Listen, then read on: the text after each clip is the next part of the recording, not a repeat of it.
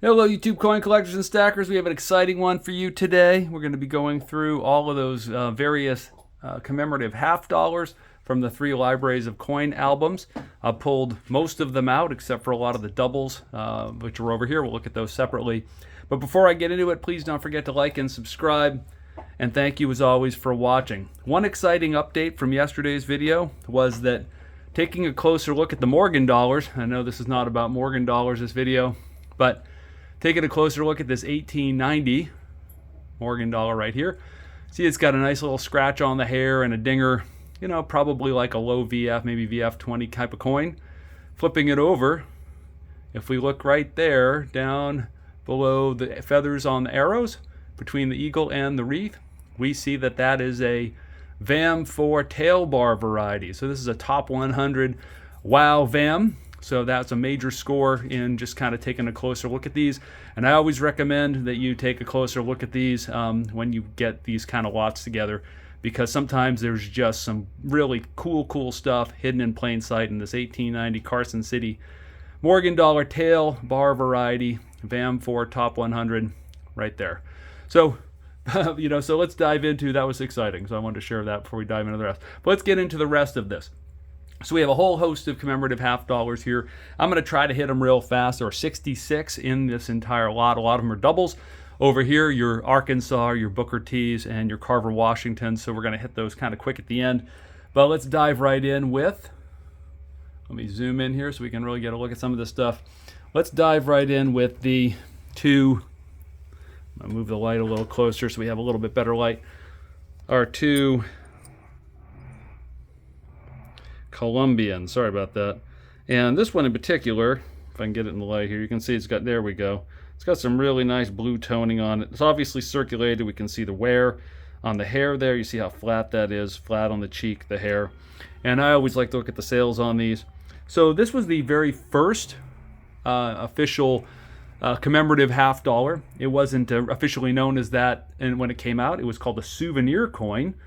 Not a commemorative, but it was a souvenir coin. It's the first U.S. legal tender coin to depict a foreigner or someone who's, not an American or American citizen. The authorized mintage of these was 5 million. So on the 92, they ended up finally releasing about 950,000, so just shy of a million. And on this one here, the 93, they did about 1.5 million, although they minted 4 million and melted 2.5 million. And then a bunch of the other ones were just sort of dumped into circulation. So you often see these in like XF and VF condition or worse, because after sort of the novelty wore off, they entered circulation. So those are your Columbians. Next is one of my favorites from this lot, and that's your Isabella quarter. This depicts a foreign monarch on U.S. coinage, and this is unique. This is the only coin that actually depicts a foreign monarch. Interesting thing about this coin is that the first, the 400th, the 1492nd, and the 1892nd were all issued with certificates. So if you had any one of those four, you have a certificate for any one of those four, I'm sure that there's a tremendous amount of value. Who knows if those certificates still exist. This is Queen Isabella. She funded Columbus's voyage.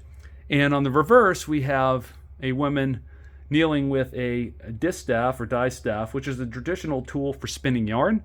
So the commemorative really commemorates the industry of women.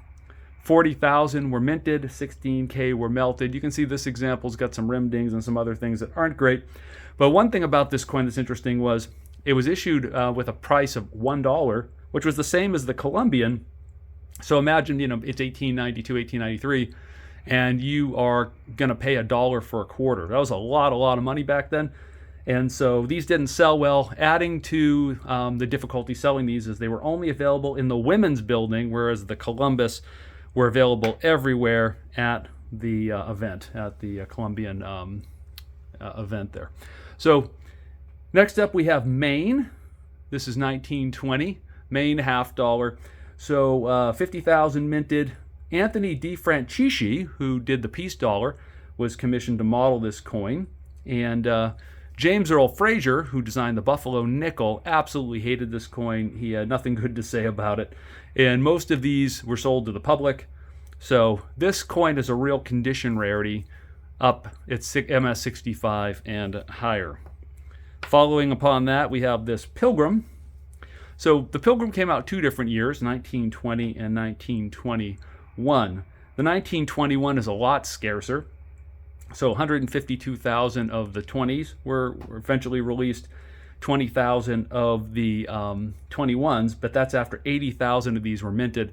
Difference being that right here they put a 1921 kind of at 9 o'clock on this guy. So you have Governor Bradford holding what many think is a Bible, and on the reverse we have the Mayflower. And this is a pretty coin. I love coins with boats on them. You can see this has got some nice original luster on it. It's got a decent original skin on it, and so nice coin. One of my better scores from this album was the Alabama 2x2. And if I get it close here, you can see at 3 o'clock there's this little 2x2 right there. Interesting things about this coin, it's the first U.S. coin that has a living person on it. And that would be T.E. Kilby, who was the governor of Alabama at the time this was released. Interestingly, you'll see that this is a 1921, so it celebrates the centennial of Alabama entering the Union, which happened in 1919. So that's kind of odd. So this is really the 102nd anniversary. Designer on this was Laura Garden Frazier, wife of James Earl Frazier, who designed the Buffalo Nickel. And her name's on a lot of these we're going to look at today, including one she teamed up with her husband on. And it was originally proposed as a quarter, not a $50. But that's the 2x2 variety. Some would say it's very rare. It depends on who you talk to. Some say there's as few as 5,000 of those 2x2s around. Some say they're roughly even, but a little less than your regular one. Oh, a couple more things about this. So the 2x2 is this was the 22nd state to enter the Union. And the X is the St. Andrew's Cross, which was taken from Alabama's flag, which is the flag that inspired the Confederate flag. And like I said, this one gets a premium because of the 2x2. And according to Q. David Bowers, this is the hardest coin in the whole series to find sharply struck in high grade. This is a pretty attractive coin. I'm happy that I was able to pick it up. Next up we have Grant, 1922. There's 2 varieties of this, with star and without star, and you can see this is a no star variety. Also designed by Laura Garden Frazier. This is the only commemorative in the whole series that shares the exact same design with a $1 gold coin that also has a star and no star variety. And the star variety is particularly rare. Only 5,000 were minted with the star, and of that 750 were melted. So just over 700. Oh, I'm sorry, just over 4,200 of the with star variety. One of my least favorite, probably one of everybody's least favorite commemoratives, the old Monroe Doctrine. This is a weird one. There were 274,000 or so of these minted and none melted. I would say if you're going to melt any, you should have melted this one, but they didn't. This one was weird because it was proposed through this syndicate in Hollywood. So you see like Monroe Doctrine Centennial Los Angeles. I mean, Los Angeles was, part of Mexico in 1823, but apparently the syndicate got together. They sold all of these through an LA clearinghouse. So I run into these on the West Coast all the time because I think most of them were distributed here. Flatly struck, generally just too available and unloved. It's one of my least favorites of the whole series, but you find these everywhere. They circulated. Next up, we have the Huguenot. So this is 1924. 142,000 of these minted, and they didn't melt any of them. It's the 300th anniversary of the settling of New Netherlands in 1624. Interestingly, these portraits on the obverse here have nothing to do with that settlement. You have Admiral Colonna and William the Silent, who were both long dead before 1624, and they're kind of irrelevant to the anniversary. You'll see these generally available, and that's I think that's the ship, the New Netherland.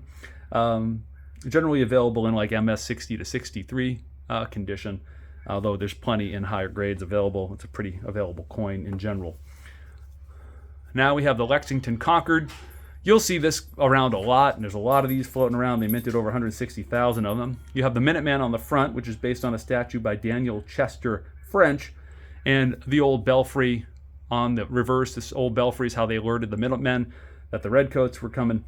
And these were originally actually sold. They were shipped up to Massachusetts, and they were put in these cool little wooden boxes. And you can still find them here and there in the original boxes. Of course, you're going to pay a premium to get it in the box, but it is neat if you can find one in the box. It's a very common coin, but it's a condition rarity at MS 65 and above. Now we have a Stone Mountain commemorative, And this Stone Mountain commemorative is rough. You see all the scratches. Someone just scratched the heck out of this, and that's not by accident. Somebody scratched it up on purpose. Could have been someone that, doesn't like either of these two gentlemen. I'm sure that there's plenty of people that don't. But anyway, I don't know how this happened, but otherwise it's actually a pretty nice coin for the details that it has on it, other than the fact that it's got the, what graffitied out of it. So that one will go for a song on when I sell it. I have one of those in MS65, so I certainly don't need it for my collection. Next up, we have a Vermont, one of my favorites in the series. We have, this one looks like it's a little polished. I can see some hairlines on it. You can see right there. I'll take a closer look and see if those are dye polishing lines. They all seem to be going in the same direction, but I haven't looked at these super close yet. I just want to get the video out. But there's Ira Allen, and he is the founder of Vermont, or considered the founder of Vermont. They minted 40K. They melted 12. And this is the highest relief of any commemorative, classic commemorative half dollar ever released. And on the reverse, we have a catamount. And the reason we have a catamount there is because there was a tavern, and it had a catamount mounted on a pole like 20 or 30 feet up in the air. And it's where the Green Mountain Boys met and had their ale and talked about all of their plans for fighting for independence. It celebrates the Battle of Bennington, which was the battle that Vermont won its independence. Vermont, by the way, is French for Green Mountains. So the Green Mountain Boys, Vermont, all kind of makes sense. Most of these are kind of available in the 62 to 64 range, and you really want to look for friction on Ira's cheek, and you don't really see it. This one's pretty clean that way. Yeah, not too much friction on his cheek, but that's one of the things you want to look for on this guy. Another really cool one that I really like is this Connecticut. And what's really neat about the Connecticut is the way that they cut the leaves. So the way they designed the leaves on this, as you turn it in the light, it looks like the leaves are blowing. Yeah, I'm going to do it very subtly there. You can kind of see it looks like the leaves are blowing. Only 25,000 of these minted. You have the charter oak on, there's a lot of debate over which is the obverse and the reverse on this coin. But we'll just say the charter oak here is where the settlers, hid certain documents from the British when they were trying to reclaim them or confiscate them. And we have this modernistic eagle on the back. And we're going to see this pop up again on the Bridgeport, a very similar kind of modernistic eagle design. Same gentleman actually designed both of the coins. Bridgeport's the next one we're looking at. And very nice, interesting coin. And now we have the Bridgeport. So this is the second, next. So that was 35 for the Connecticut. 36 we have another Connecticut, but Bridgeport, Connecticut. 25,000 minted, and this is the only coin in the whole series that had unlimited mintage, meaning they could have made 1 billion or 1 trillion. There was no upper limit on this, but they only ended up making 25,000. Interesting, the legislation stated that, quote, this coin shall bear the date 1936, irrespective of the year it's minted and distributed. And so there's that modernistic eagle again. And let's look at them next to each other, since we have the relation here.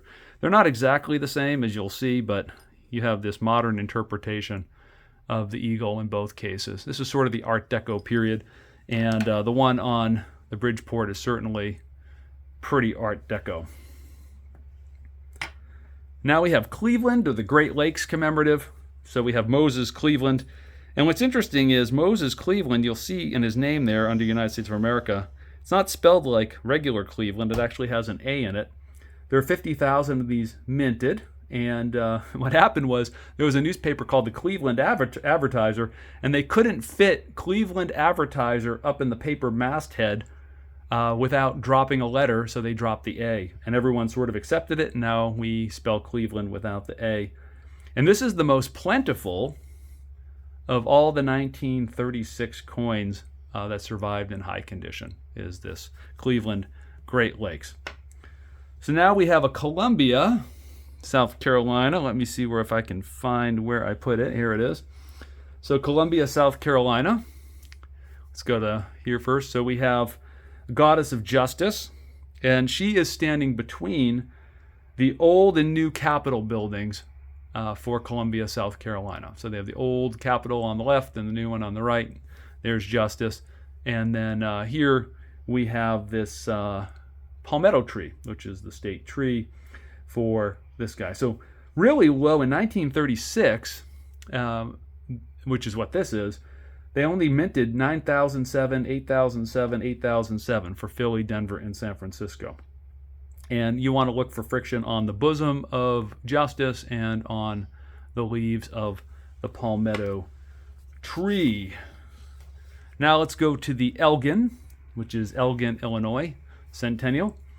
So this celebrates the anniversary from 1935. So this is another one where it's commemorating something that happened in the past. There were 25,000 minted, 5,000 were melted, so net distribution of 20,000.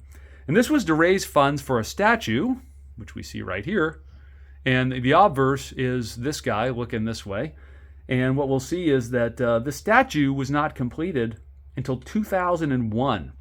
So, this came out in 36 to raise funds for that statue, was completed in 2001.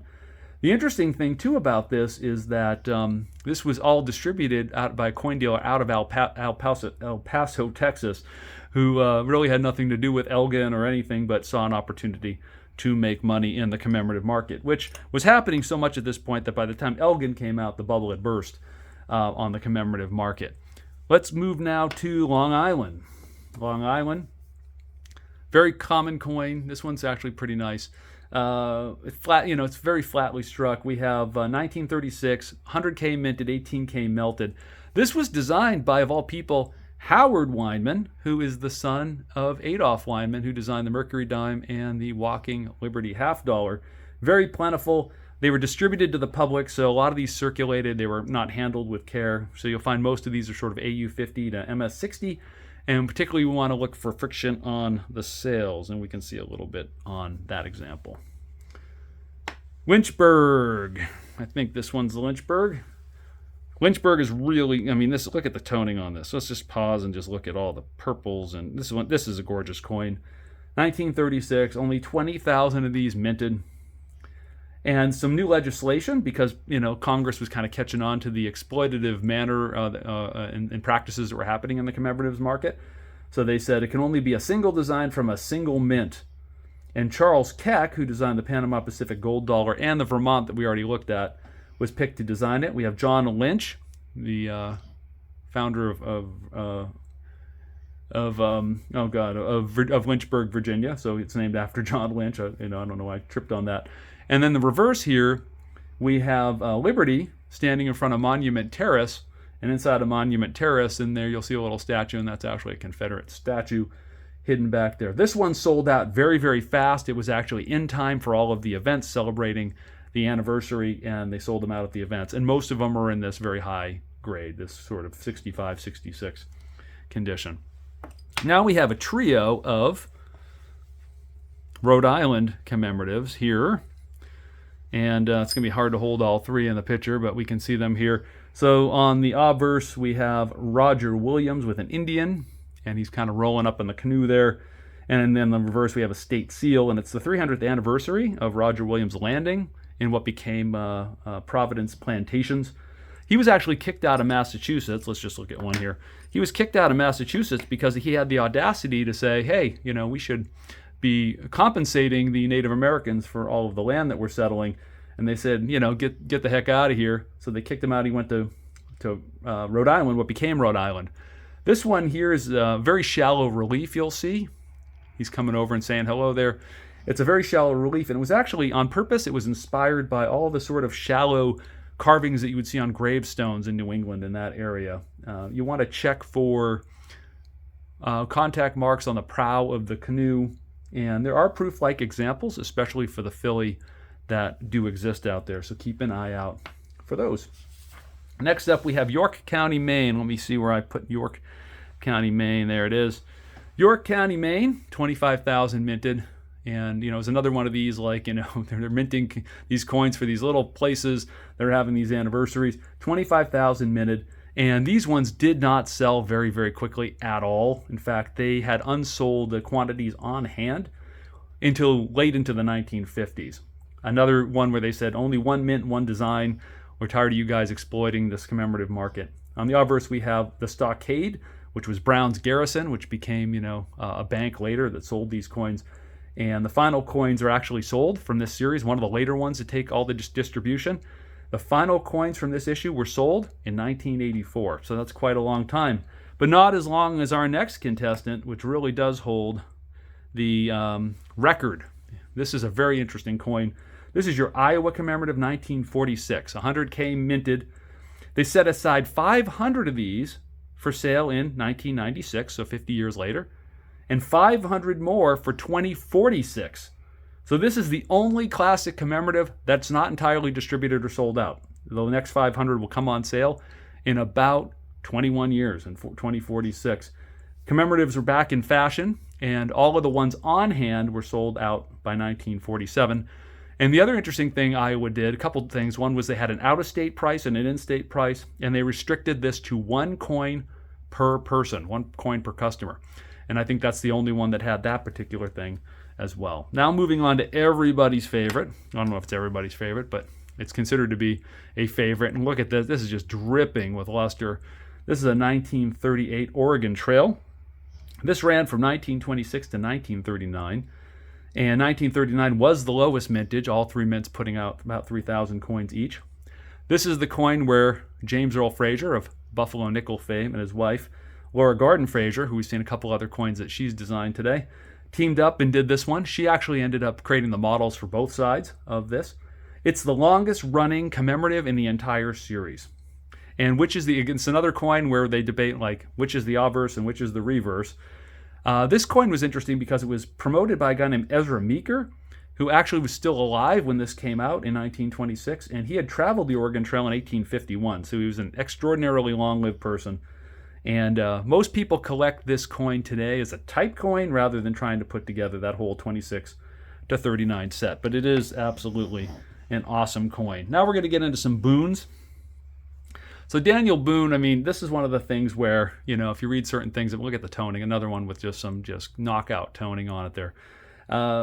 In this series, a lot of people say, well, this was definitely, one of these exploiting collectors type of series. Try to make as many varieties as possible from as many of the mints as possible and this sort of a thing.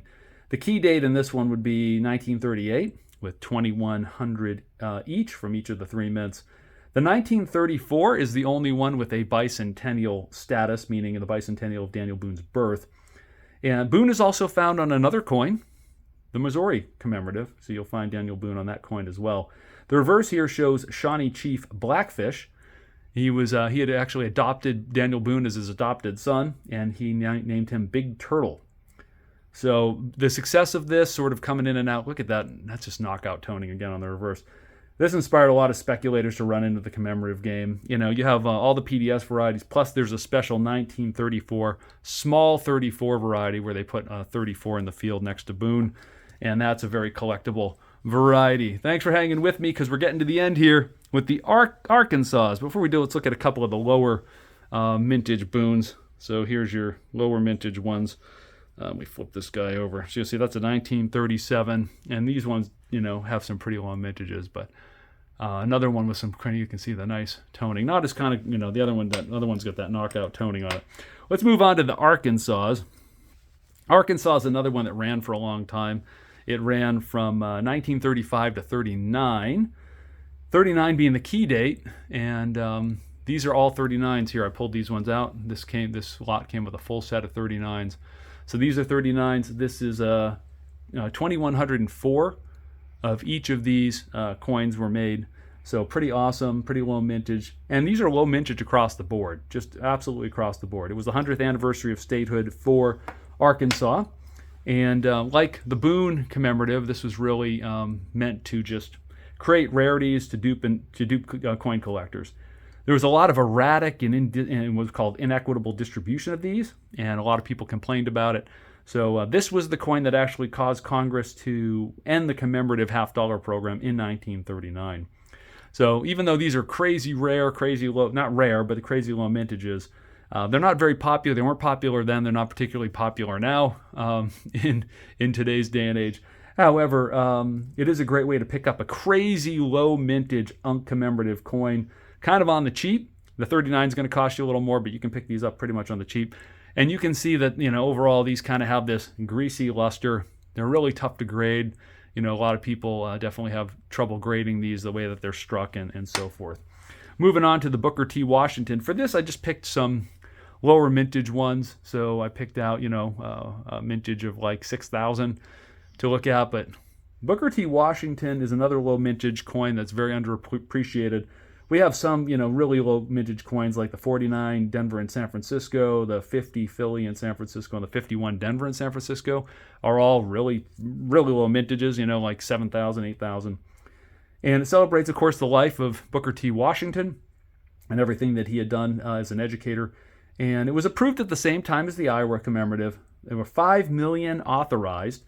But, these were not big sellers, and they were just kind of dumped into circulation, and they became very common in pocket change. So you'll see these all the time in very highly circulated condition, but they're very available in gem condition as well. There's another one, just got some, nice toning starting on it there.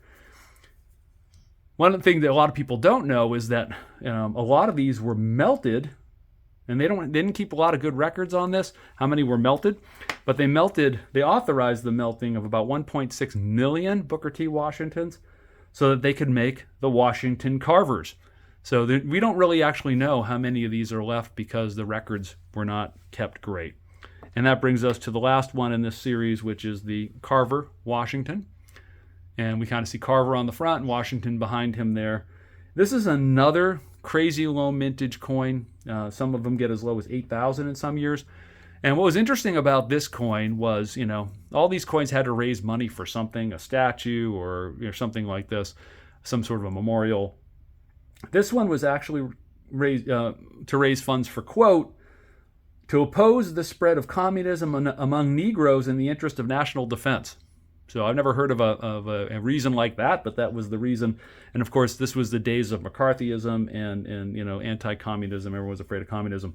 This was a very, very slow seller. A lot of them were dumped into circulation at face value, even though originally for a set of 3 PD and S, they were charging $10 a set for these, but they just kind of sat around. It didn't sell. And I would say that this and the Booker T, really, as far as pound for pound, dollar for your money, these really represent your best value for low mintage UNC commemorative coins from this classic commemorative series. And, who knows, they may, come around, particularly some of the lower mintage ones when people figure it out. But right now, they're very, very easy to get your hands on and quite common. So that wraps up the commemorative stuff. Again, I have doubles over here. We don't need to look at those. We're almost at a half an hour.